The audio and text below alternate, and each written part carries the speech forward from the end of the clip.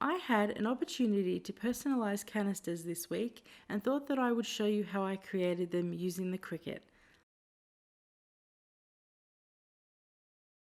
Firstly, I log into Cricut Design Space. You can do this step in Adobe Illustrator, Photoshop, or any design application that can have files uploaded to Cricut, but for this tutorial I will be completely working with the Cricut.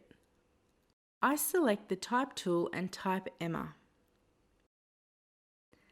I change the font to Saphira Script. This is not a free font, but you can use any font you like. I change the letter spacing to make sure that the letters are touching each other. I then make the word large enough to fit on the canister. Next, I right-click on the mouse and select Weld. Now that my name is ready to be cut, I select Make It and then Continue. Cricut have a lot of foils and vinyls that you can use for decals, and today I'm using the adhesive foil in gold. I will also use transfer tape. I have pre-cut a piece of the adhesive foil and I'm just going to stick that onto the light grip mat and then take it to the Cricut.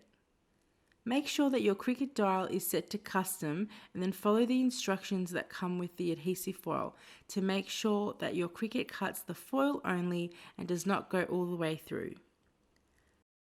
Depending on the type of machine you have and how often you use the blade, you may need to customize the pressure settings. This can be done in the Cricut Design Space.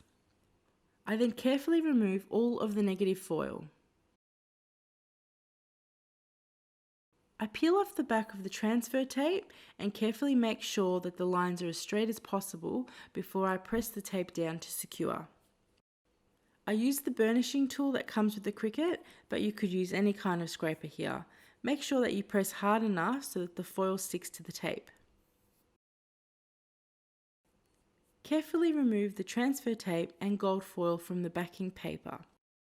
If this step has been done right, all of the foil should have been transferred. Next, I line up the word correctly on the canister and start burnishing again. Make sure you press hard enough so the foil sticks to the canister.